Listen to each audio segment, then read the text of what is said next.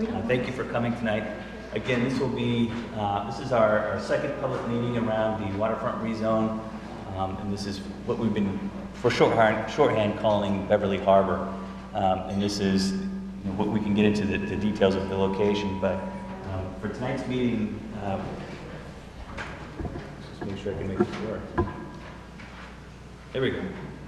Tonight's meeting, just to do a quick update on the planning process. We'll touch on the designated port area. I know many of you are rather interested in that process and how that's unfolding. Well, there's not a whole lot of news, but I do want to talk a little bit about that, and particularly how it's interfacing with our rezone process as well. We'll touch on the rezone and where we're at and what the next steps are. But you know, the bulk of the meeting will be talking about some of the existing conditions analysis that we've conducted over the last couple of months, looking at the waterfront and trying to help us guide what the zoning should look like. We'll talk about some of the responses, or we'll summarize the responses we received during the public meeting on the June 26th, as well as a series of stakeholder meetings. We also took part in the Harbor Fest. We had a table out and got some good feedback from that event as well. So we'll review a lot of that feedback. And then we'll talk a little bit about a framework that we're developing to help us, again, establish and create the actual regulation itself, the zoning district and the requirements of that zoning district, particularly with respect to land uses and design, building out parking, and those sort of things. And then finally, we'll talk just briefly about next steps. What I'm going to try to do tonight is be fairly brief in my presentation. I'm going to keep it under half an hour. I'm told to keep it under half an hour. And give everybody a chance to ask questions, provide comments, and so that at the very latest we're out of here at 8 o'clock. I want to respect everybody's evening. And thank you again for taking the time. This is a great opportunity to give us some of your insights about what we're trying to do in the waterfront.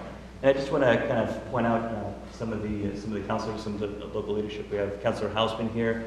I saw Councilor Latter earlier and Councilor Rand. So thank you for all participating, and ultimately, obviously, the council will be very much involved in how the zoning code will be adopted and drafted. So again, I think most everybody here has been part of this process, but just before we get too far into it, the target area is roughly this area in the red circle, and it starts in the vacant property that is the Vantron site, or the former Vantron site, on the western portion of the harbor front, heading east along the Danvers River towards the Atlantic Ocean, and wraps around the edge a little bit to include the Jubilee Yacht Club. So we'll talk a little bit more about the location, but just in case you were wondering, this is what we're talking about. So we started this process back in late spring. The first step that we took was to request Coastal Zone Management, which is the division of DEP, to conduct a review of the designated port area boundaries. And they're the state agency that actually administers Chapter 91 under the DPA regulations, and are tasked with the process of reviewing any requests of whether or not the designated port area is achieving its goals and objectives. So the city had submitted a request to CZM to conduct that analysis back in April. They began in May. We had a public meeting at that time. And it's roughly a 9 to 12 month process for them to review and make a determination of whether or not the designated port area stays the same, is adjusted, or is completely removed. Right now, just to kind of give you a sense of where that stands, they're in kind of their review phase. It's the 3-month phase where they gather all the information, a lot of data. They've been doing some site visits, meeting with some property owners. I expect that they will issue their draft determination, or what they call the draft report, by the end of this year, maybe beginning of 2015. Once they issue their draft report, there will be a public comment period. It's a 30-day public comment period where there will be a public hearing that they will hold in City Hall here, presumably City Hall, where they'll actually provide a public hearing and give the opportunity for the public to comment on their draft report. The draft report is basically outlining their analysis, a lot of the data research that they have done over the last 3 to 6 months, and lays out the underlying basis for the determination. And in that report, there'll be a draft determination. So I would expect that, if we try and keep the schedule in mind, that there will be a public hearing middle to late January of 2015. 2015 relative to the designated port area. Once that public hearing and the public comment period is over, they have 60 days to issue their final determination, at which it's a final determination. There's no appeal, there's no, from the city's perspective or anyone else, it's final at that point. So we can expect, as we talked about early on in this process, that there'll be a determination on that front by February or March of 2015. And I'll just outline real quickly, again, I know a lot of you have been a part of this process. This red line, which is hard to see right now, is the designated port area. It's roughly all the area south of Water Street. It includes the channel and a turning basin, most of the channel in the water, and it stops on the west side, just west of what is the McDonald's property. And then, as you can see, it loops around the corner and includes a number of residential buildings in Silver Court. I should just say, like I said, I want to keep the presentation at 30 minutes. If there's any questions at the end, I'm happy to try to review anything from the designated port area as much as I can answer that, and as well as the zoning elements, but there'll be plenty of opportunity to ask questions there. So, comprehensive zoning review. We started the process shortly after our request to CZM.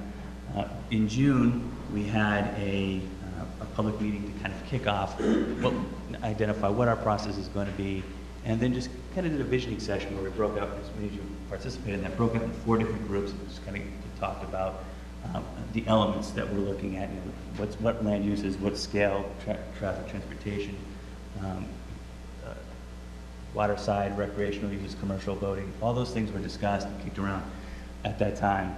During the summer, we conducted another 8 public stakeholder meetings to kind of fill in and give a chance to really kind of dig in deep with a lot of stakeholders, property owners, businesses along that area, people who are very interested in what happens down there. Right now, we have this second public meeting will present a lot of feedback, but I expect in January or February of the next year that we'll actually have specific zoning regulations, some design guidelines and regulations that will be available for the public to review and comment on before we take it before the city council. So that's how we're fitting this all in. The idea was that the zoning amendment would come in place at the same time, if not right before there's a decision on the DPA.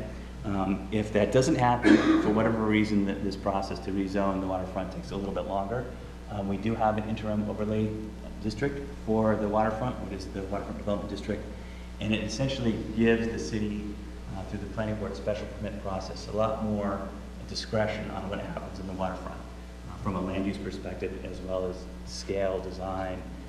It's essentially the planning board can look at it and say, if this doesn't fit, we're not going to allow it to happen. So the idea was that it was a placeholder, a way for the city to have control what happens in the case the DPA does miraculously get lifted before the zoning code's in place. So we began this process back in June, but this is not a new concept. We talked a bit about the different policy documents that are in place that talk about rezoning in our waterfront, land uses in our waterfront, what kind of redevelopment we want to see there. So back in 2002, the master plan had about 10, 11 different goals and objectives and recommendations that specifically steered us towards a rezoning of the waterfront, particularly the harborfront area. The harbor management plan, which was 2003, that was adopted, again, talks a lot about mixed use on the waterfront and bringing a new zoning district to effectuate that kind of land use. The open space plan in 2009 talks more about public access and open space, as you might expect in an open space plan. But it's talking about providing an open and active and connected waterfront to its neighborhoods and its context, as well as the downtown. And then the downtown strategic plan, which is, I want to say, 2011, also talks about opening up the waterfront to mixed-use development, primarily about connecting it with the downtown, so that it's a part of the downtown, and part of the revitalization of that area. So the master plan, it's worth spending just a brief moment on it, because, like I said, there's a number of objectives and goals that give us a sense of what we're trying to do here. And one of the guiding principles of the master plan in 2002, it's actually rather familiar, and I think it's a good place to start. It actually says, protect the city's marine and waterfront resources while providing expanded public access by promoting new mixed-use development and waterside recreational facilities. So this is pretty familiar, I think, with what we've been talking about over the last couple of months in the idea of activating our waterfront. This was a guiding principle of the 2002 master plan. There are a number of other objectives and goals that talk about encouraging commercial redevelopment of the waterfront, maximizing the economic potential of the parcels down there,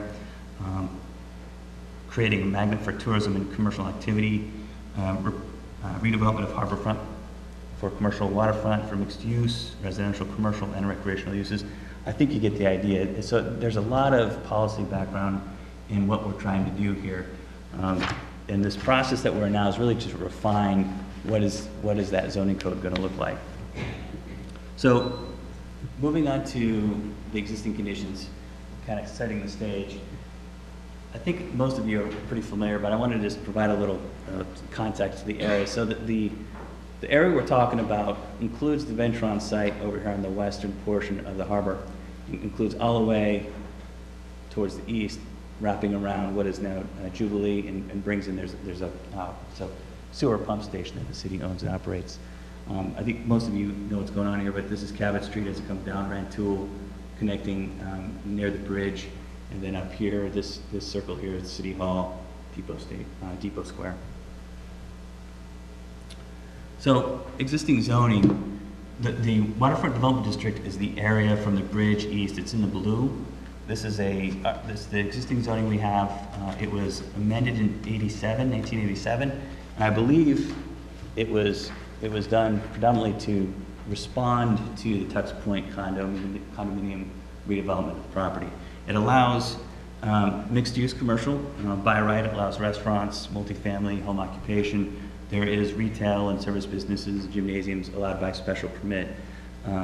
Just kind of general dimensional requirements. It allows up to 40 feet in height for development on the waterfront.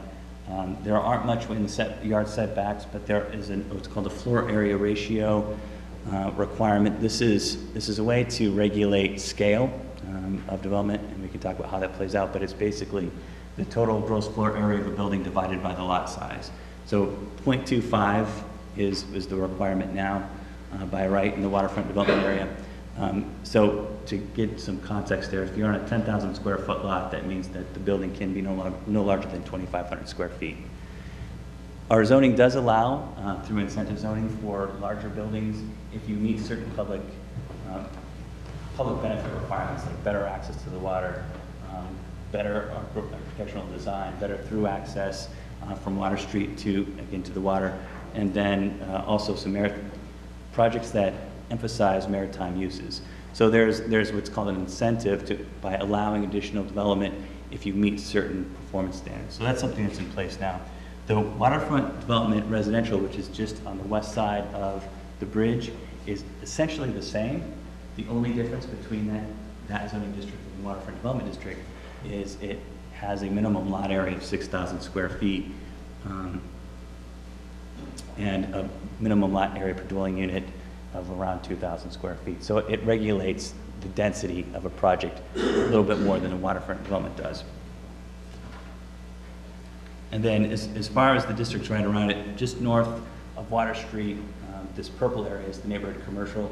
Again, it's a commercial mixed-use district. These districts are located in a number of areas of the city, but it's roughly 35-foot height is the requirement there, and it does allow commercial and residential. And then the yellow is the central business zoning district, which allows for a lot of different mixed uses and quite a bit more density in terms of height and units. So, existing land uses. We talked about this last time, but I just wanted to put up a quick graphic. So as you're moving left to right, you have a couple vacant properties. It's the Ventron and McDonald site. You have on the water side 2 commercial areas, which is the commercial wharf that's operated by the city. And then there's a property owned by the Borelli family that is operated for commercial fishing. In between on the water side is a large area that is predominantly recreational maritime. That's both the city dock and Beverly Port Marina. And then there's also recreational maritime in front of Tux Point, and then if you would include Jubilee Yacht Club as a part of that use category. Along the north side of Water Street, again, we have a kind of small scale, granular commercial zoning district, and a lot of the buildings there reflect that. And then as you move up along Cabot and Rantoul, you start to see a little bit larger scale commercial with mixed use as part of it. And then, of course, there's Tux Point, which is residential only.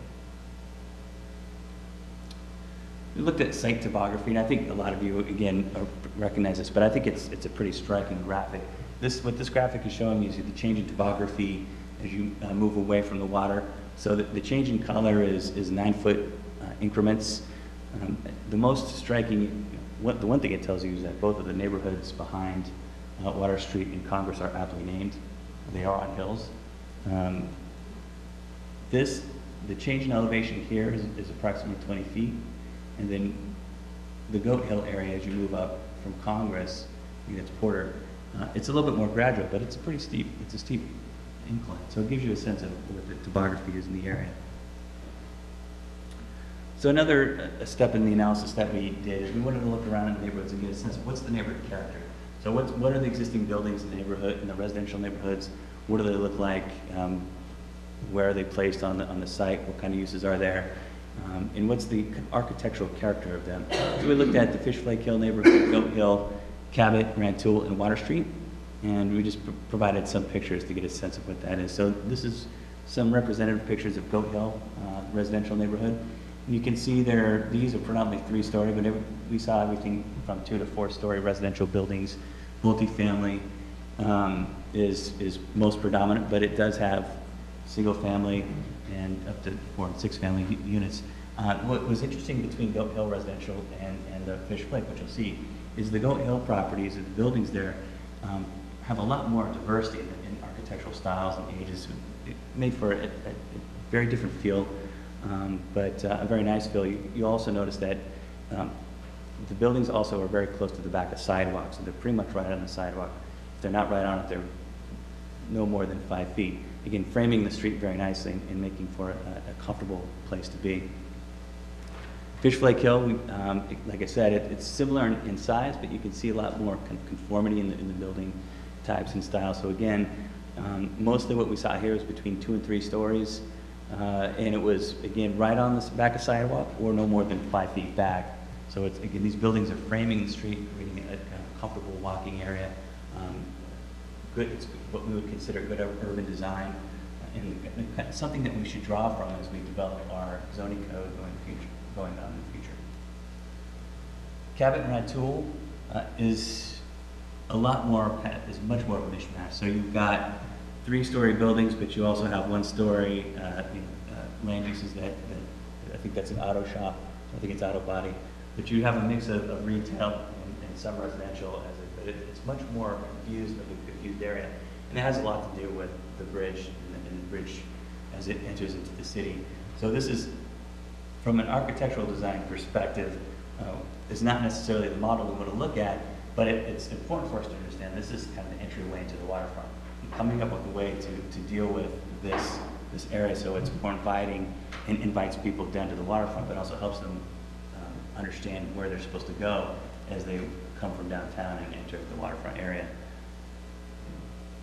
And then Water Street, again, this mixed-use area is kind of fine-grained and granular development. Smaller buildings in terms of size, but we did see a pretty wide range of heights. So there is 1-story building, but they get up to 5-story buildings, and predominantly commercial on the ground floor at the very least.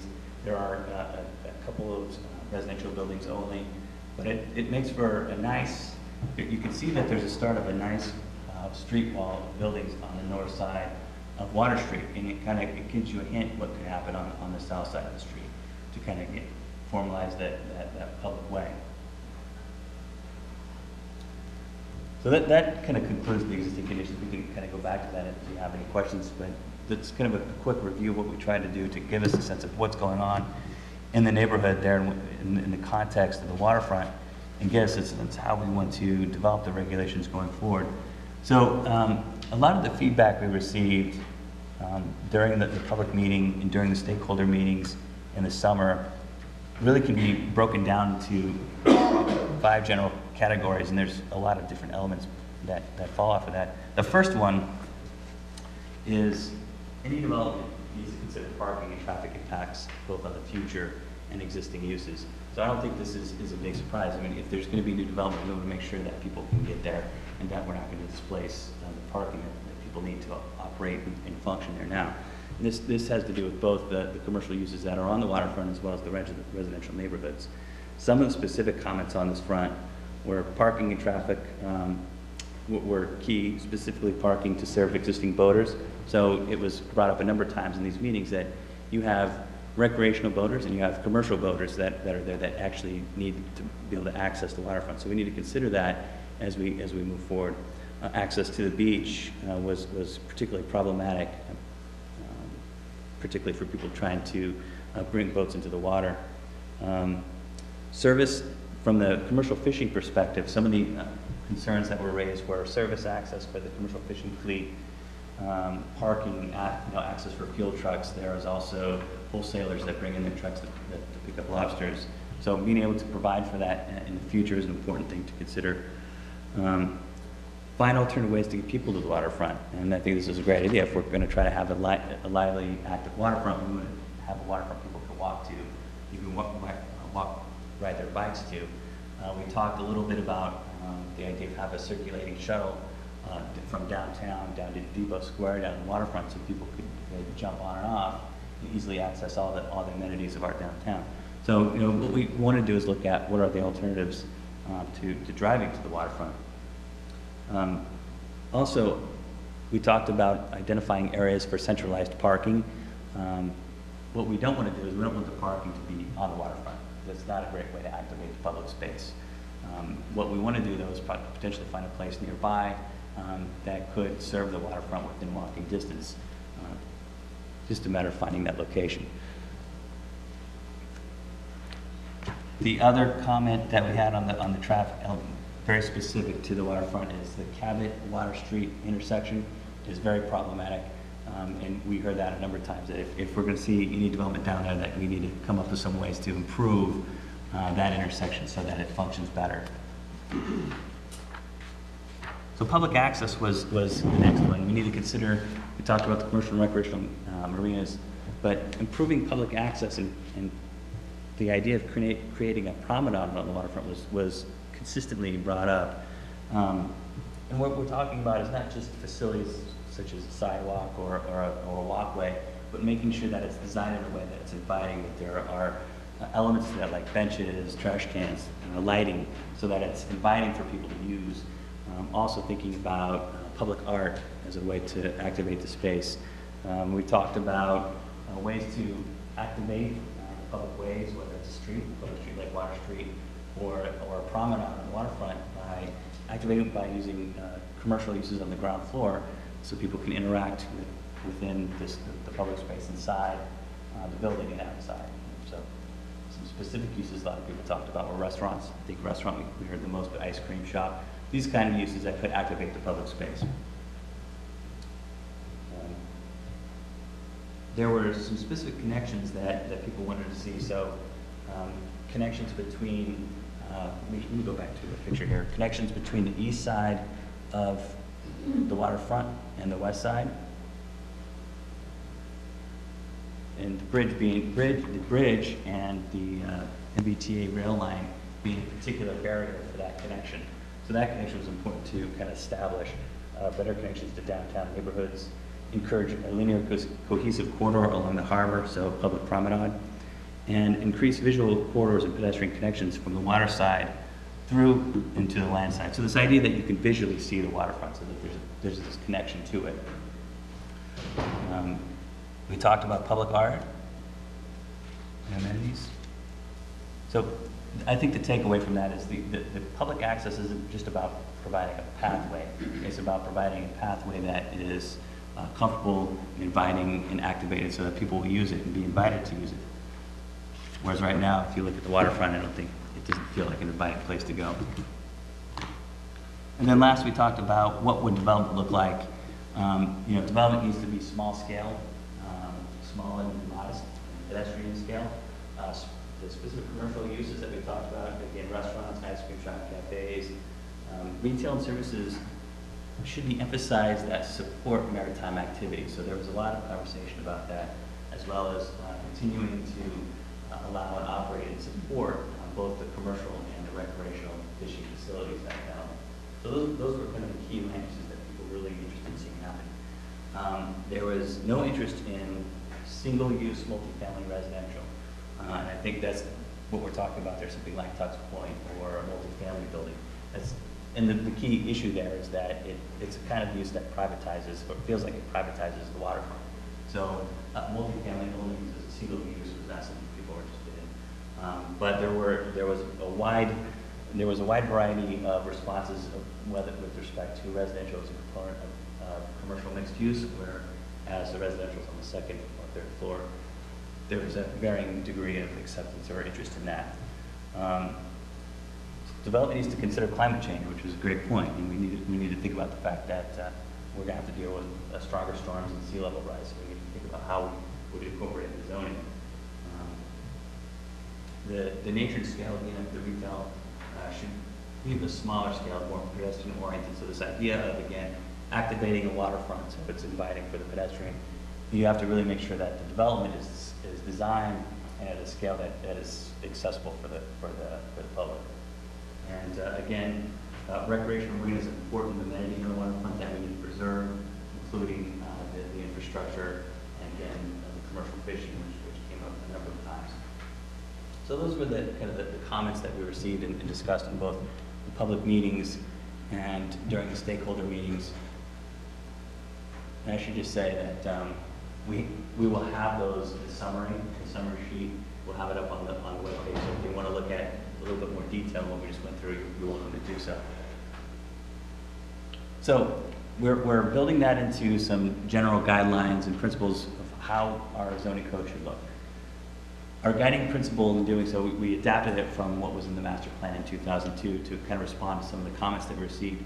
And so our guiding principle as we move forward with developing the zoning code is protect and enhance the Beverly's existing marine and waterfront amenities and expand public access to the water by creating continuous and inviting public spaces, enlivened with new mixed uses in development and waterside recreational facilities that is well integrated with the surrounding neighborhoods. So it's based on that underlying principle that was established in 2002, but we're trying to expand it a little bit to make sure that it's fitting in with its neighborhoods and it's achieving the public access and the public amenity objectives that we heard. So breaking down this into some more granular objectives, what our zoning code will seek to do is it will make the waterfront accessible and well designed to accommodate all modes of transportation. Public space will be provided along the length of the harbor and will seek to connect it to existing public spaces located elsewhere in Beverly's waterfront. Accommodate a mixed-use development that is pedestrian-friendly and recreational amenities to engender inviting and active place. Support and grow commercial maritime activities and waterside recreation. New buildings will be constructed to a scale in keeping with the character of the neighborhood. And new development will celebrate the cultural and historical context of the waterfront. So that's what we're trying to do with the zoning code. So just this zoning framework just gives you through a diagram a sense of what we just went through. So there's two general areas that we're kind of seeing on the waterfront. On the east side is the more accessible and open. It's more actively utilized, in part because it's not vacant. But it's the area where we see that there's potential development. It's broken down to two areas. So Tux Point heading east is unlikely to build because Tux Point's already there.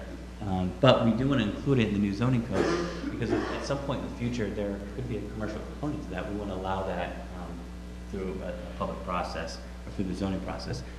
West of the railroad bridge, again the vacant site that is Ventron, we're looking at potentially as a slightly different district that would allow mixed use, but would potentially allow a little bit more residential as a component. And a big reason for that is it is so separated from the rest of the waterfront. It's difficult to see that commercial as a requirement could actually work effectively there. But we're looking in essence at two kind of different districts here. So these arrows, which are a little bit hard to read, unfortunately, are kind of getting at some of the main corridors, the main areas of pathways on the waterfront. So Water Street, the Water Street corridors is kind of a critical east-west corridor. And then along the water itself, we're seeing more of a pedestrian, we're hoping to see more of a pedestrian-oriented kind of pathway. And then those connecting up as they loop around the edges of the harbor. And then the key connections heading north would be along Cabot and Rantoul, and making sure that within that site there's plenty of opportunities for making it, from, you know, traversing from the water side to the Water Street side of the waterfront. There are three main nodes of activity, or at least entry points into the waterfront. So again, Cabot and Water Street is critical because it's really the main way to get to the waterfront. So we want to make sure that's organized and legible and inviting, so that then becomes kind of a key space in our waterfront redevelopment. The other, and this was pointed out to us in a number of meetings, particularly stakeholder meetings, Lothrop and Water Street need to be really considered as a gateway. It may be a backgating gateway, and we're challenged in that Tux Point isn't really an activating kind of use, but we need to consider ways to make that feel like you're entering a new space, like you're entering the waterfront.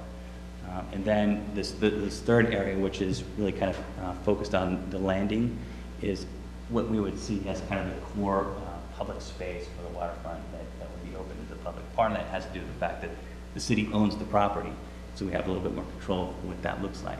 But that would be kind of the fulcrum, the node of activity, and then you could branch out from there. On the ends, again, hard to read, there's a couple green dots. This was pointed out to us, and again, a couple of stakeholder meetings, that these are potentially important areas for people to access the water, you know, particularly putting in boats. So thinking of ways of improving access to that, parking, improving the ability for people to use it as a launching area. And then again, these blue arrows are trying to depict important view sheds. I think it's Porter Street on Goat Hill we want to make sure that whatever development happens there, there's a visual connection to the water. And then that same connection is important to have from Cabot and Rantoul. As you're moving east along the waterfront, we don't have these streets that intersect with the waterfront to create these view sheds. So what we want to do is, in our zoning code, as we develop that, we want to make sure there are visual connections created through development that potentially happens on the waterfront, so that it's what I'd call forest. There's many opportunities for people to make it from Water Street to the waterfront. So this kind of is a general framework for how we would like to see our waterfront to look. So we try to get some examples of what the scale is there. So I think this is Newport, Rhode Island, and another location in Maine. And what it's showing is 2 to 3 story buildings that are predominantly commercial, retail on the ground floor, potentially with residential on the top, from the second and third floor. But it gives you, I think, a sense of the grain. We're not talking about large buildings, but we're talking about a number of buildings between 2 to 3 stories that again reflect kind of the scale that we saw in that kind of architectural, the character analysis we did of the neighborhoods around us. You can see that they're the kind of land uses that really could create an active waterfront. So just before I move on, the one thing I would say is that the zoning code really can have an impact on development scale and land use. The next couple examples, really the idea of public spaces, what they could look like, how we could be creative with that, and art, aren't directly related to zoning, but there are ways to build into zoning strategies or mechanisms to encourage development to provide at least the space that we could accommodate this kind of public space. So, on the top left, it's clearly not on the waterfront, but it's a little pocket park that gives you the idea of the kinds of landscaping that can go into a small space. We're not talking about large spaces on our waterfront, but how you can landscape and design a small space to be inviting and a good place to attract people. Top right is it's a pathway. It's pretty simple, but it's effective. And then the bottom two might be a little bit more out there, but they're examples of how you can get creative with waterfront locations to make it a fun place to be. The one in the bottom right is in Toronto. I'm not entirely sure what the one in the bottom left is. And then public art. Again, we heard a lot about public art as an opportunity to enliven it and make a place interesting and fun. Top left is a temporary art installation in Boston. They're large swings that illuminate, and they're they're great. Like, they attract people. People use them at all times a day, at all ages. And the top right is under a bridge, an overpass, and it's a very simple way of kind of dealing with an unfriendly space. It's just mirrors on the bottom side of that bridge, but it opens it up a little bit, makes it a little bit more fun. And then, you know, on the bottom left, you have the troll. This is in Seattle, Washington, but you know, it's kind of acknowledging that it's potentially a scary place, but again, you see a lot of people going to this area just to participate and interact with this kind of art. And then bottom right is Olympia, Washington. More traditional kind of art, but again, it's interactive. These people, I can't tell you how many pictures I found of this where people actually were kind of recreating that pose. It's kind of fun. So the zoning criteria that we would consider in trying to implement what we're just talking about, so we certainly need to think about parking requirements. We need to set the parking requirements so that whatever new development occurs on the waterfront, there's adequate parking to service that use, and also that there's adequate parking to service the existing uses. Building placement and design. So you can incorporate design guidelines into the zoning code to make sure that that development is in the character that we were looking at earlier in some of those pictures of both the neighborhoods or what potentially could be there. You know, three stories, but it's not just about height or size, it's also about the detailing and how that is oriented on the site so that it's friendly for the pedestrian and also open so that people can see the waterfront from Water Street.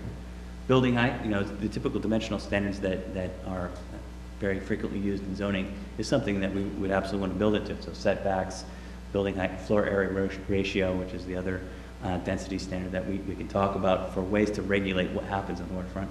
And then land use categories. So we talk about, you know, retail, service businesses, but also emphasizing maritime businesses that only can operate on the waterfront. So finding a way to encourage those kinds of uses. And then incentive zoning, this is the concept whereby you can offer a property owner additional density, whether it's through FAR or lot area per dwelling unit. You can offer that in exchange for public benefits. So some of those might be offering land to widen Water Street so that it could have sidewalks on both sides and street trees and lighting.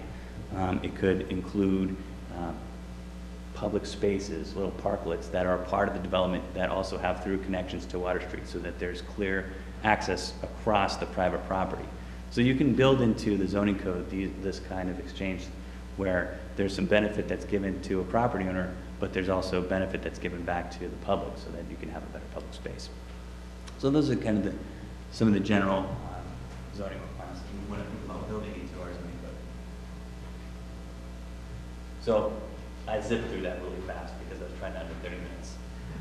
Questions, comments, and let me know if you want me to hop back to any slide. Yes, one thing, if you could go to the microphone, just because we're streaming live, if you could go to the microphone if you have a question, or I could repeat it. Okay, I'll speak about it.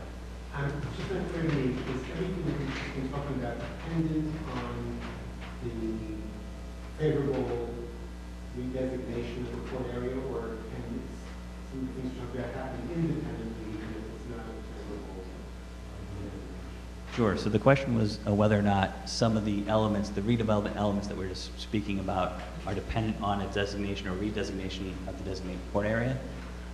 So they're not linked directly. So the designated port area is something that the state has control over and has the authority to implement and revise. Whereas the zoning code is a locally enacted ordinance that we can develop is a lot more flexible in how it's applied. Meaning we can create regulations that develop what we're talking about, the exact kind of what we're talking about.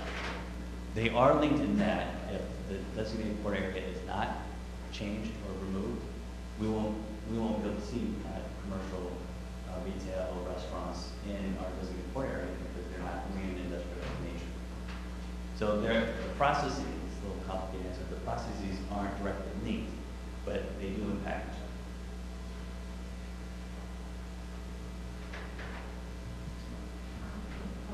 Thank you. Marilyn McCrory, I'm a member of the Open Space and Recreation Committee. Aaron, I think it's a great start on the zoning and the guiding principles, the the idea of keeping things in the right scale and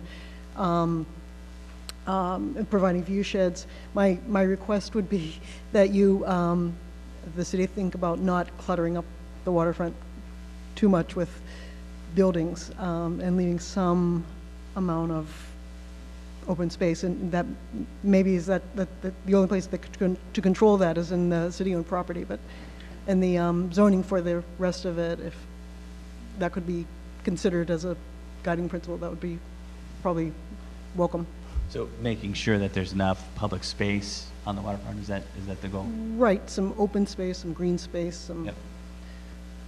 Okay. Thank you. Sure.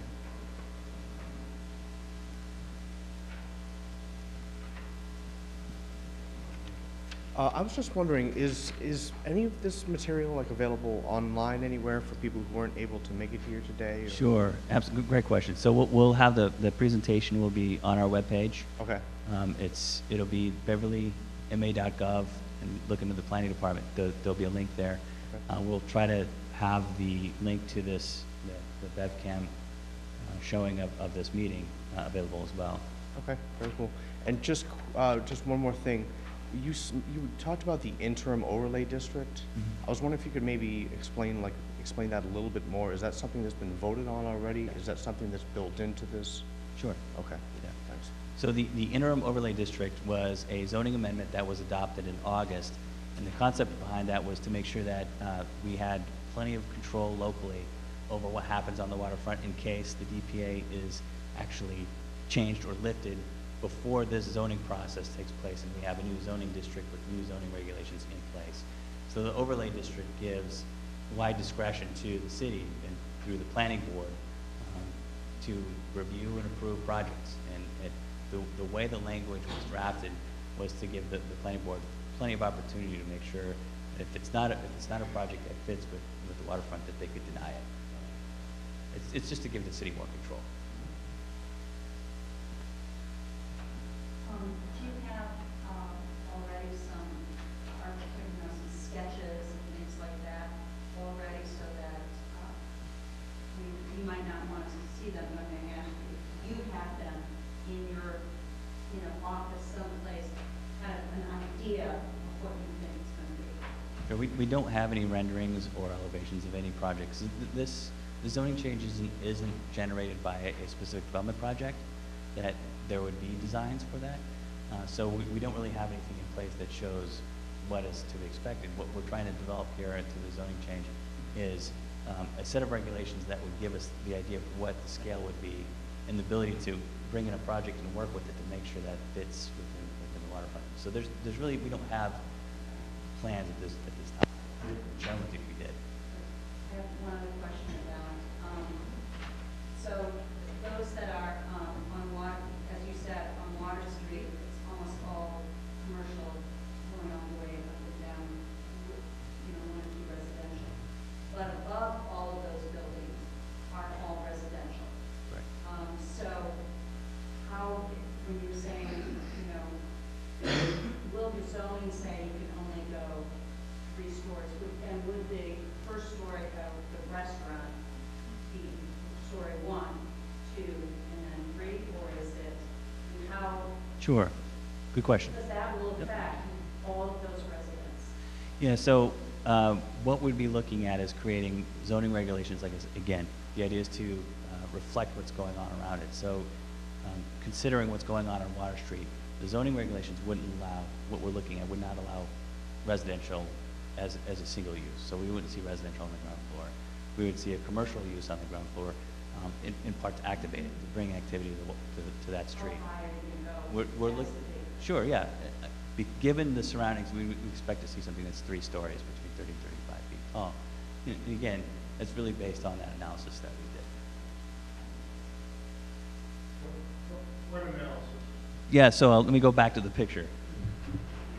There was, when we looked at this area that we're talking about, the neighborhood character of some of these neighborhoods, we both looked at the residential piece, which is a little farther away from the waterfront, but we're looking at the scale, the size of the buildings, and the architectural details that can help us get a sense of what makes sense for a waterfront. So we're looking at these type of buildings that are between 2 and 3 stories, set right up to the street, create a great public space. Again, the same kind of scale that we see in Fish Flake Hill.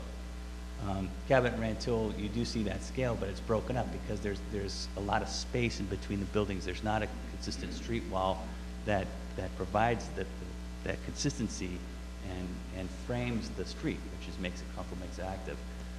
But Water Street is getting closer, so you can see that there's 2, 3, some up to 5 stories where the ground, for a lot of the uses, a lot of the buildings, the ground floor is a commercial or office space, and the residential is up on the 2nd and 3rd floor.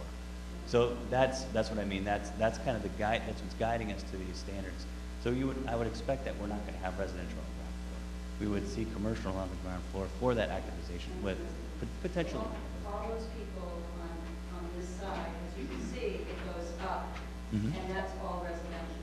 So one of the Right. things that I didn't realize this was that Front Street, it looks like, which is above, for those of you who don't know, which is right above Water Street, is one of the, which is, it looks like it's commercial, is that correct? Yep. That's all residential? Yeah, Front Street's predominantly residential. Water. Yep. Which is one of the most historical areas. It has, some captains' homes on it, things like that. That's Front Street right there. Right there, okay. And then this is Water Street. So between Water and Front Street, you have also about a 20-foot grade change between those 2 streets as well. But you're right. On Front Street, it's predominantly residential. There's a couple on the side. I think it's Davis. There's some commercial buildings, but that area is predominantly residential. Whereas Water Street is predominantly commercial with some residential mixed in. Which is on Front Street. Water Street. No, but you see what I mean? All of those, Front Street is down here, and on top of all those think it would- things, they all live on Front Street. Okay, I think I see what you're saying. Yeah. What you do on Water Street. Yeah, right, so it affects everybody who's on Front Street. Right. Right. So those that's- buildings are there It's all now. residential. Right. So that's what I'm saying. The concern is that you're gonna cut the Front Street people off from the waterfront. We have that visibility, it's in our property values, and you're gonna build above us so that we are cut off from the waterfront, which is now part of our life. I mean, that's what we see. So the view, you're talking about the view of the waterfront. Yes, as So- in most, most of us here, if you own a home, most of, that's a huge part of retirement, all of those things. Mhm. So what you guys are planning, whatever you plan to do has a direct effect for people on Front Street. Sure, you're absolutely right. I mean, any change in regulations, any kind of development is going to impact somebody in some way. There's always an impact. When there's a new house that's built right by you, it's going to impact your view. What we're looking at is a scale of development that's no different than what's happening on Water Street or Front Street. And we don't want to go out of the scale, but we want to make sure it's the same. It may impact some views, but it's something that will be consistent with what's going on with the neighborhood, which is, I understand, very important. And a lot of property values are often the result of no opinion affecting taxes go down. You probably could seek an abatement, but I'm not sure what the outcome of that would be. Even when the property value would be less than what we don't want to have to do. I don't know how that would be I reviewed. mean, it's logical. Let's just, be honest. That doesn't mean it's gonna Right, happen. it's not gonna happen, but, so there's no kind of compensation for, what, you had said something about, at the very end, when you showed all those things about, what was it? Incentive zone, I think. I heard that incentive thing. So, Right. I don't know what incentive zone is. So the idea is that you have a baseline requirement in terms of size, so say scale of the building. In the zoning code right now, it's 0.25 FAR, so that means, back to that ratio I was talking about, 10,000 square foot lot, you can build a 2,500 square foot building. If you are willing to, as a property owner, provide certain benefits, like parts of your property so that it can be dedicated to the city for improving the street along Water Street, or providing public access through your property to the water from Water Street, or providing a public space, a little pocket park, or public art as a part of redevelopment, or all of those things that potentially you could then increase the size of the project to 1 FAR, which would be, equal to the size of the lot. That's what's existing now, and it's what a lot of communities use. You can also use that to emphasize land uses that are maritime in nature. So maritime uses, if 30% or 40% of the use of the property is for those purposes, you can then potentially include that with the other list of public improvements to allow greater. To allow the greater other use. place to, run another 4 buses. We would, no, we wouldn't propose something like that. I think what we're talking about is a max of, 3 stories. We wouldn't be talking about something that is out of scale of what's already there. That's not the same for the Ventron side, No, right. the Ventron What's side. the existing zoning you mean? No, everything changes for venture, yeah, you're right. Right? Well, the zoning code right now, the zoning districts between what's the Ventron site and the rest are basically the same. The only difference is there's a lot area minimum requirement for the Ventron, that is the area of the Ventron site. But essentially, the height restrictions, the FAR is generally the same between those two areas. The land uses are almost exactly the same. They are exactly the same, I would say. So they're basically the same. Are there drawings for that? I'm sorry. I haven't seen any. I'm not aware. I hear that there are. There was an approved project Yeah, in there are. 2004, 5 years. 2005. Yeah. There was some. So that's a good question. There are drawings and they're available in our department. Okay. How about here, Lynn? Thank you very much. You seem to have incorporated virtually everything that was discussed over the series of meetings. It's very exciting. And getting back to the Ventron site, which, would directly affect us on Rochdale. And actually could affect the rest of the waterfront development. Is it too late for the Ventron project? Is it set in stone zoning? Is the architectural rendering we saw 5 years ago still in effect?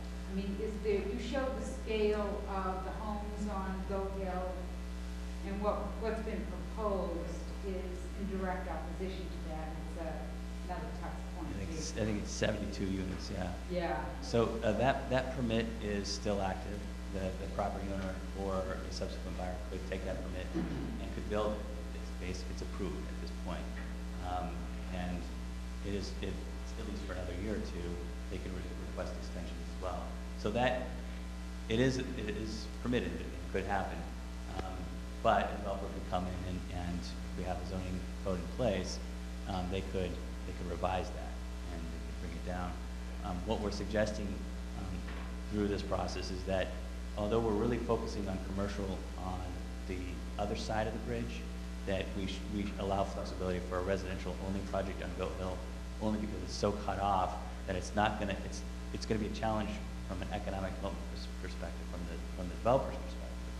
It's going to be potentially infeasible to include commercial as a part of that. So we want to add flexibility. The goal is still to bring commercial activity over there, but we want to add flexibility so if residential only on that side is the only thing that can happen, that move forward in that way. But we still would want development to allow and bring public access to the water, so that even if there's development, that people can get to the waterfront. And I have seen the site plan for the 72-unit project that was approved. At the very least, there's a pathway that brings the public to the waterfront.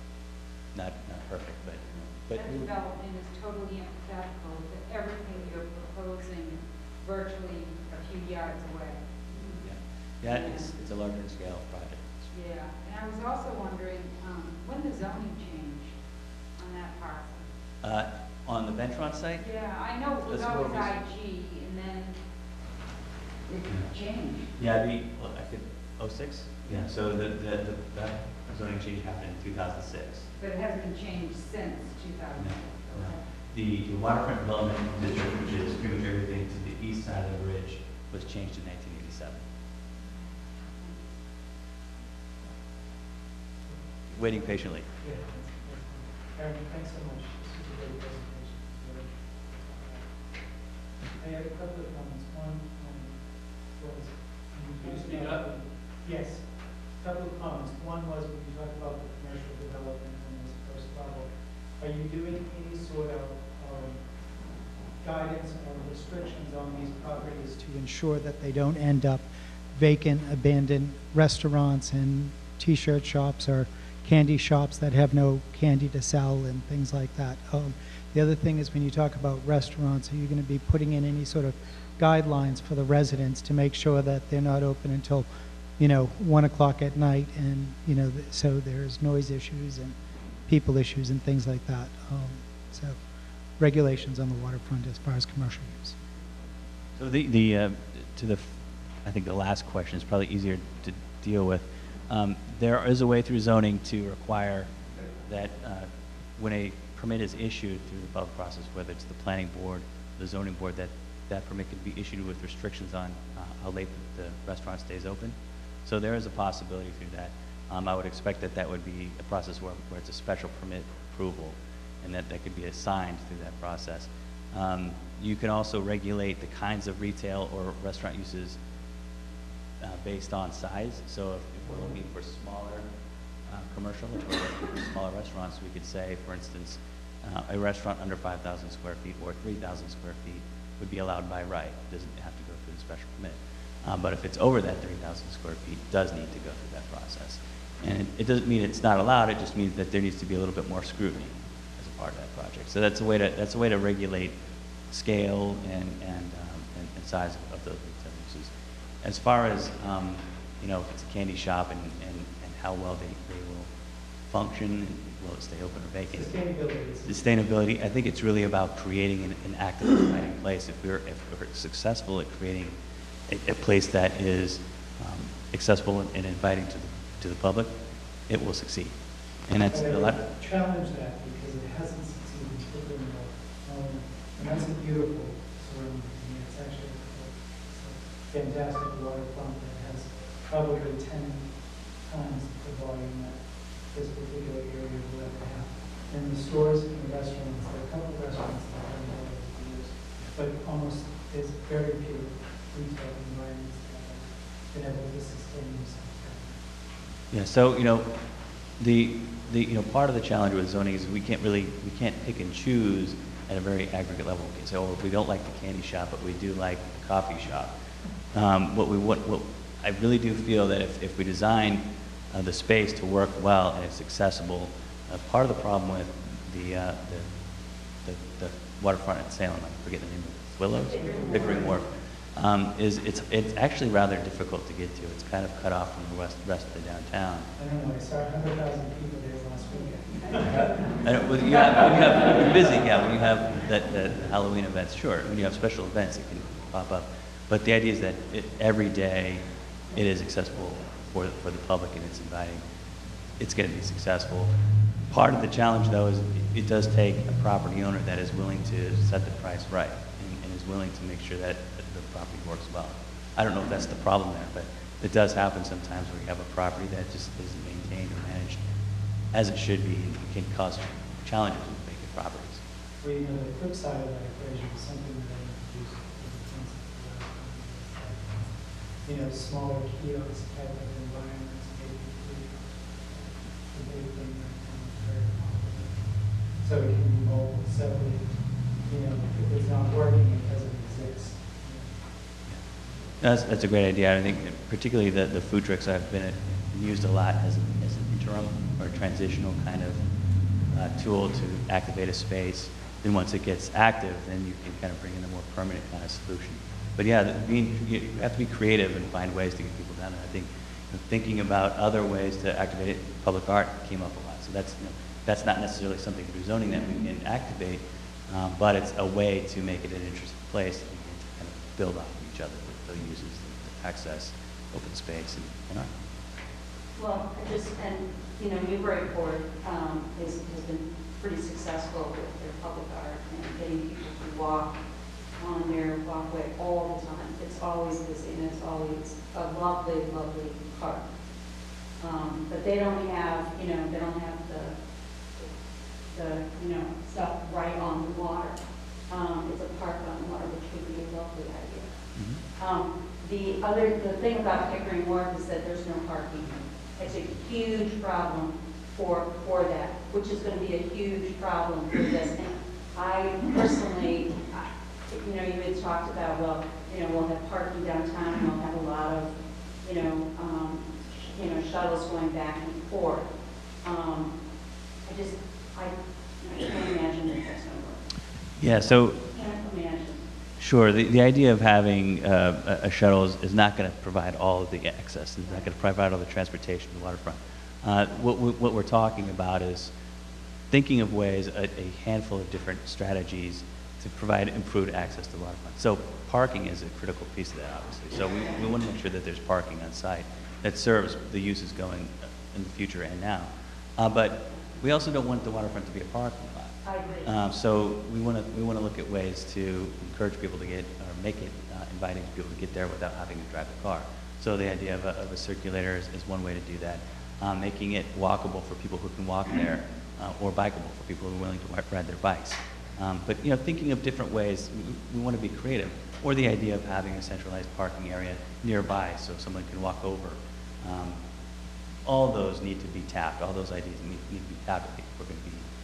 Where would be the centralized parking? I mean, Yep. I mean, you must have some kind of vision Sure. or something Yep. going around in your mind, Yeah, so we've talked to some property owners that are adjacent to the waterfront who might be willing or might be able to provide a space. The concern there is, is there a market right now for a privately developed parking lot? And so, it's always the chicken and the egg. You need to create enough activity to make it work from a feasibility perspective. But there's at least one or two spaces that could work. Yeah, that's true. Right. Yeah. That's true. Okay. What about the new garage on Hill Street? Is that public parking or just the train? It could be used by the public, absolutely, and that's, the concept there is that would be a walk. You could make that walk in 15, 20 minutes, so that's absolutely something we want to do, make that trip, that pathway from there to the waterfront, inviting some people who would be willing to do that. But that's where the circulator could come in. Someone could come into town, park at the MBTA lot or garage, hop on a circulator, and instead of walk down, could be dropped off. Those are the kind of ideas that we need to be creative. Counselor. Yeah, unless you don't think this is the right question, do you think of curriculum work as a successful model to follow or an unsuccessful model to follow, or would you say there are some aspects of it that are successful and some that are not? Could you elaborate? Yeah, we haven't really, I haven't spent the time to kind of dissect Pickering Wharf. My sense of it is that it's not terribly successful, and primarily from the perspective of vacancies that are going on there.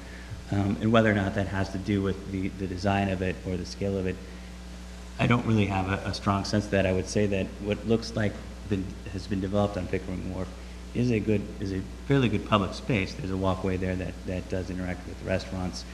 But that's not the only element. It sounds to me that parking is an issue. And so if people can't get there easily, that can be a problem. So, I wouldn't say Pickering Wharf is exactly a model for us to use. But there are elements from it that do seem to work, like I said, the pathway and mixed use. Hi, Leslie Salter from Goat Hill. Could you go back to the zoning framework? I have a question.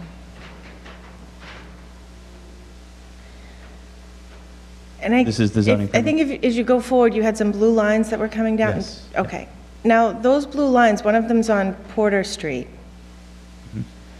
Those blue lines represent what again? They're really trying to identify important view corridors, this idea of making a visual connection from the neighborhood to the water, so that you can it's legible, you can understand how to get to the water. So Porter Street, as you're looking down it, it's got a great view to the water, so we want to preserve that. Okay. There's the capability for Cabot and Rantoul Street as well. And that's it for street corridors, because there's just not a lot of intersecting streets with the water. But what we'd want to do is, as development continues down Water Street, make sure that whatever happens, there are plenty of opportunities to see the water from Water Street. So when you talk about corridors to draw people down to the waterfront, with regard to the Ventron site, how are you planning on drawing people there. And the reason I ask is because Porter Street, as you can see, has Gillis Park up in the left-hand corner of that photograph. And Cliff Street and Porter Street are very busy with kids all the time, especially over the summer. Wellman Street maybe isn't used so much, and then you've got maybe, you know, kind of that entrance where the train crossing is. So are there any thoughts about that? So you're talking about traffic. Is that what you're concerned about? Yes. Yeah. So the view corridor is not necessarily designed to be a way to attract traffic or be a primary route to the waterfront. It's really about visual connections. It's really oriented more to the pedestrian. So when you're driving, you really shouldn't be looking at the vista and the water. You should be paying attention to the road in front of you. But if you're walking, those kinds of view corridors, that vista is actually really important because it helps you wayfind. It helps you get to a certain place. But it's also very important from a comfort perspective. You know, you can see kind of into the distance in certain areas at certain points for orientation, but also it gives a level of comfort for your surroundings. So it's really more about creating an urban design that's comfortable for pedestrian scale. That's what those view corridors are. It's trying to make that space more legible. And you can do that so that now Cabot Street, obviously Renton and Cabot, are going to be very busy. They are busy right now from a traffic perspective. And the view corridor is important there to help, again, make it legible so someone who's walking towards the waterfront from the neighborhoods can see, they can understand just by looking at it where they're supposed to go to get to the waterfront. Does it make sense to them? Is it comfortable to get from point A to point B? So that's where the view corridors come in as a design element. Does that answer your question? Yeah, really, believe in my All right. It's not, let me just say that it's not a traffic planning kind of solution. It's more of an urban design, pedestrian walkability solution. But unless you live there, you're not going to be walking through there. That's not an area that people walk around, unless you, of course, are from the homeless shelter, walking up to the playground. Yeah. Yeah, that view corridor is really primarily going to be for the residents. It's going to be preserving that view to the water. It's not necessarily going to be something that's going to radiate out to the general public and say this is a walkway. In some cases, it might be. As people understand and learn the space, they might recognize this is a great way, in a comfortable way, interesting way to get to the waterfront, and you'll see a little bit more of that. But that view corridor in particular will be, that's really going to be an amenity that's important for residents that are there now. So maybe 72 unit residential unit. Yeah. Pops up and takes away the whole view. Yeah, so because it's permitted, unfortunately, we can't go back and deal with it in that way. But I do think, I'd have to look at the plans, I do think that the way it was designed is that Porter Street does maintain a view to the water because it was two separate buildings and there's a space in between. So I think it does maintain that view, even though it's not what it was before. Are you going to actually incorporate these view corridors into your zoning plan so that people will not go around? Yeah, so our goal, Because one of them is actually that little bit of that storage, but it would be great if that was common. no, that's a good question. The question is, are we going to incorporate the view corridors that we're outlining here into the zoning code? And particularly with respect to the view corridor that kind of cuts through the red building. So a couple things. First, just from a legal perspective, whenever a zoning code is adopted, it can't go back and require somebody to change their property retroactively. So even though we might develop into that ordinance some sort of process or mechanism to ensure that there's these view corridors, that they're preserved, we can't then enforce that on a building that exists. But as time goes on, the goal is, as there's transition and redevelopment, whatever happens in its place would then reestablish that view corridor. So that's why you would want to write into that ordinance that requirement. And so what we probably wouldn't do is say, okay, right at this intersection or right here is going to be a view corridor. We're not going to map that out. But what we might do is in a design guideline or an objective through design, say we want to maintain critical view corridors along these places, and then through a public review process, ensure that that is built into that design.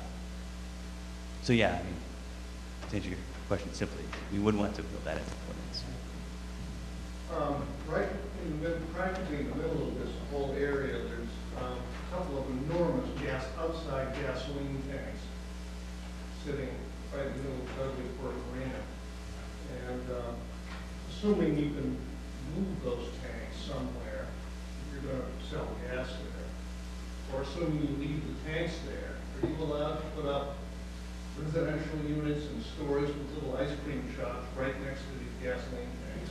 So it depends on how the gasoline tanks are built, but it's just like having a gas station with a convenience store that sells ice cream and candy. You know, there's a way to make sure that it's constructed safely. That contributes to the overall ambiance. Well, we certainly, above ground storage tanks is not the objective, but they're there now, and zoning can't retroactively remove them, so we can't do that. The other point is we heard frequently that the recreational marinas are an important resource on the waterfront, and those gas tanks provide fuel and service to the recreational marinas. So there's a very important reason for those remaining. So we wouldn't really, in our zoning ordinance, propose to remove those or that they be removed as a land use because they're a critical component of the recreational marina. I just thought I'd add to that, consultant from Beverly Harbor Marina, we're not allowed to bury them in the ground at that location either, unfortunately. It would provide a solution for the eyesore that they cause, but it is what it is. The reason why they're above ground is it allows for leak protection. And being so close to the harbor, that's really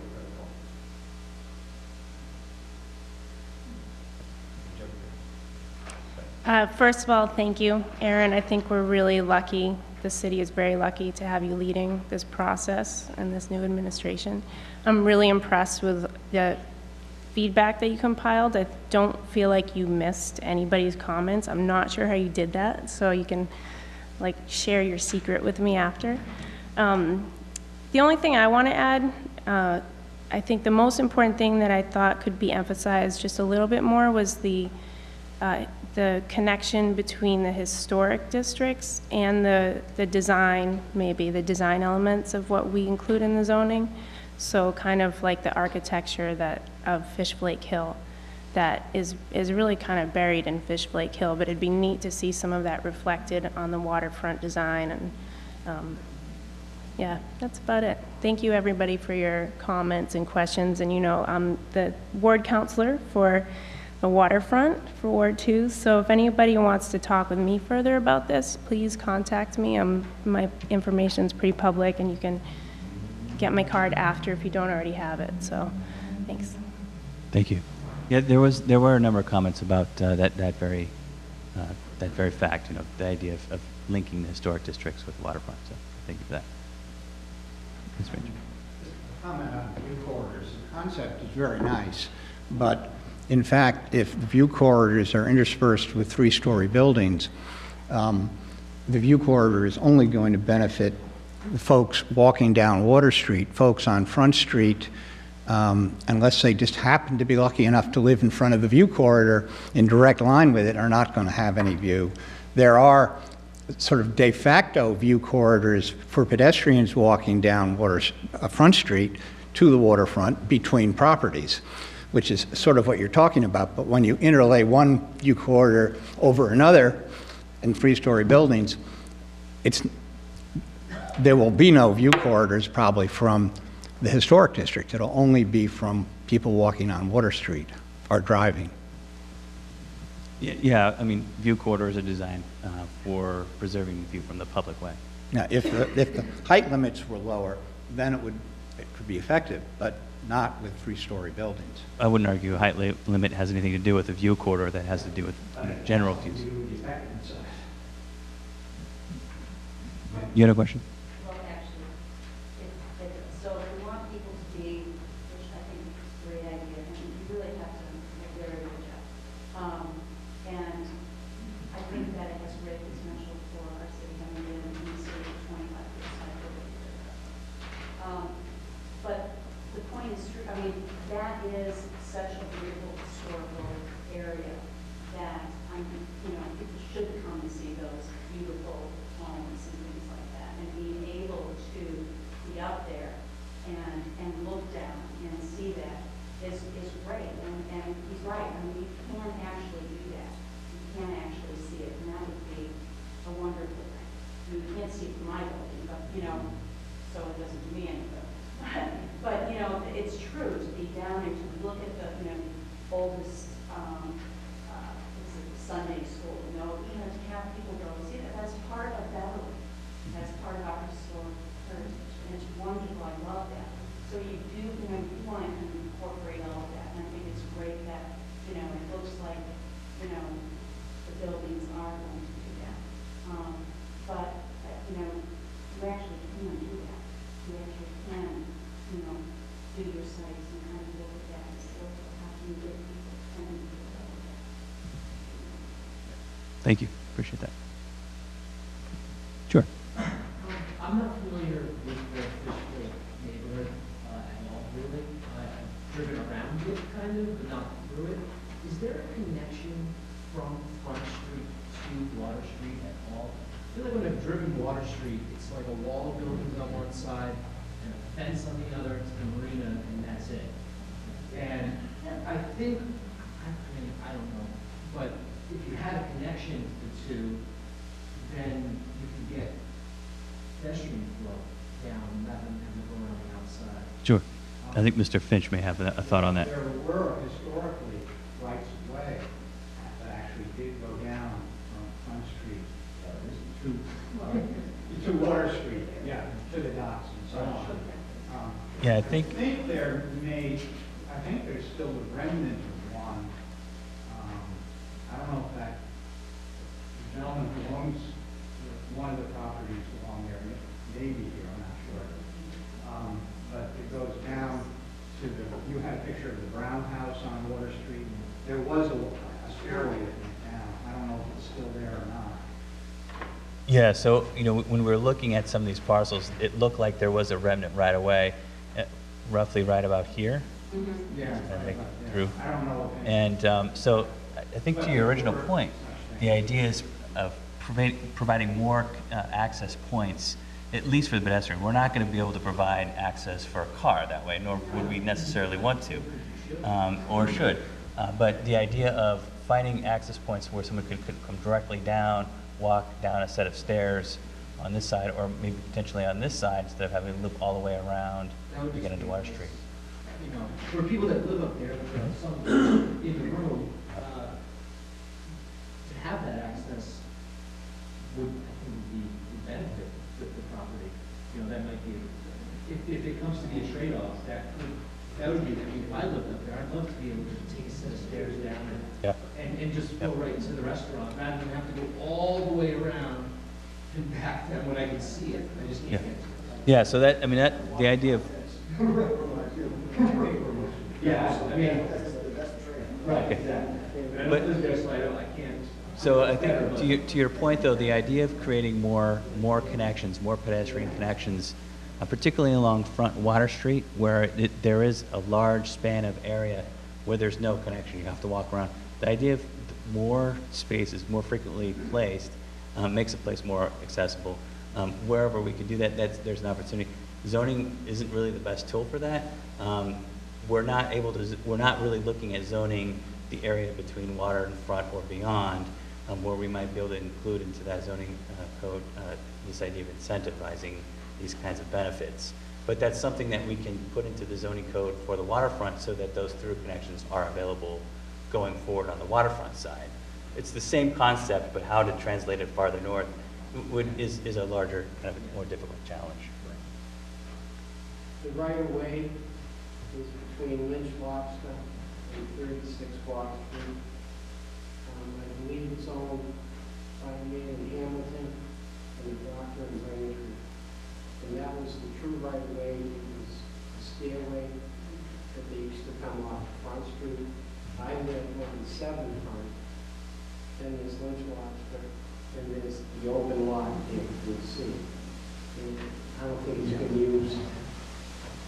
I don't know how. Yeah, so. But it was there, and It's owned by people that aren't even in the. That was owned by, I tried to buy that that. was owned by a gentleman in Salem, he passed away about 15 years ago. When I So- contacted the guy 10, 15 years ago, it was Hamilton, and it was a doctor from Braintree. So pardon me, I think what we could You can't build do, on it. It's yeah, non-buildable. I don't think anybody wants, I think the suggestion is possibly looking at ways to create that connection. We'll find it. Yeah, what we can do internally is see if we can track down what the status of that through connection is, and maybe reestablishing it. You know, maybe that's potential We opportunities. own We'll look at that. 36 blocks, and I own 7 front. And then there's Lynch blocks that are in between us. And there's vacant property on that side.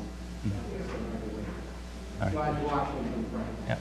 Well, thank you for that. Thank you. We'll definitely look at, because anytime we can improve connections, that's what we need to do.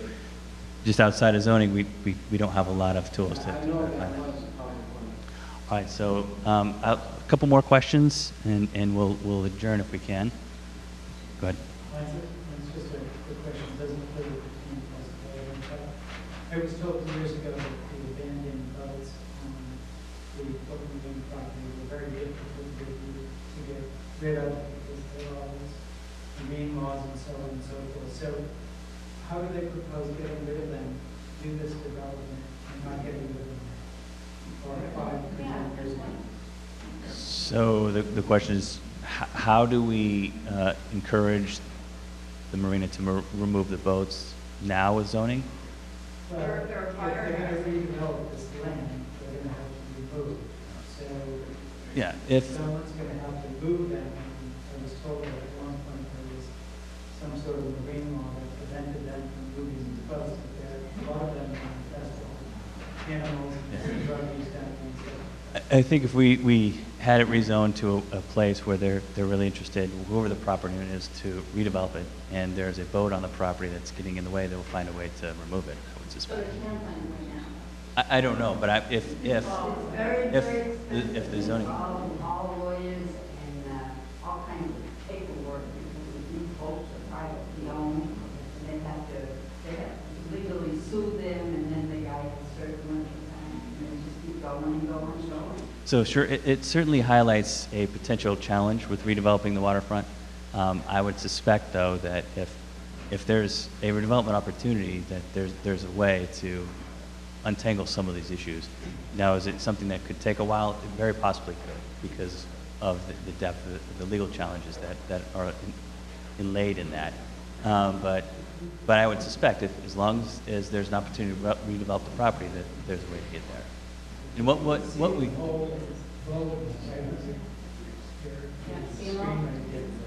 probably 40 of them right there against the waters. Sure. So right now, there's no incentive to find a place for them, potentially.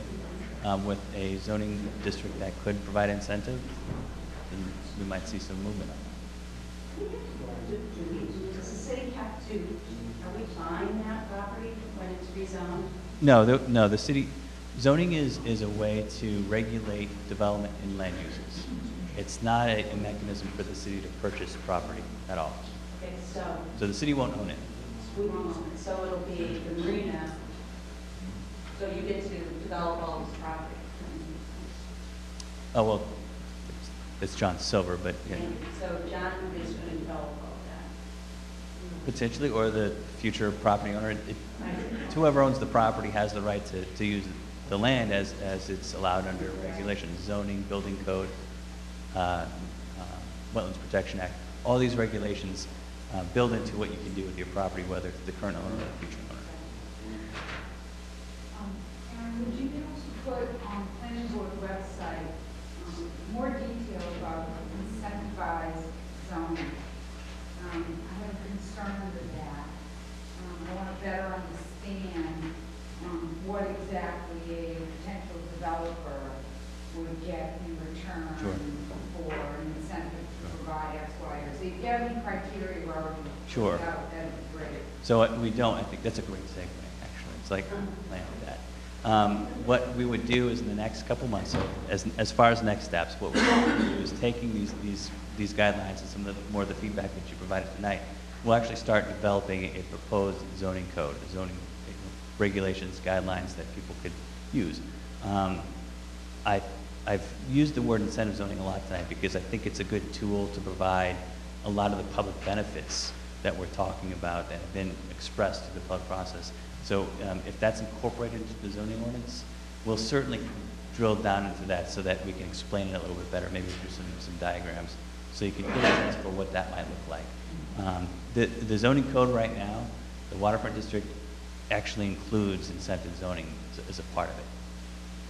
It exists now, but we can certainly drill down to it. All right, it's 8 o'clock. You did it. We made it. Thank you all.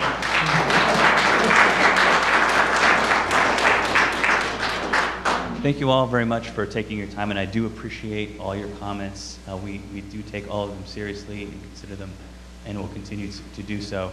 If you didn't sign in tonight, I believe I probably have all your contact information. Please do sign in and give us your contact, because when we have a meeting coming up, again, I would expect in January sometime, we'll have a more formalized ordinance that we'll present, and we'll drill down in some of the details so that we can explain that. I want to make sure that we can contact you and get you involved in that process. So thanks again, and please sign in if you haven't yet.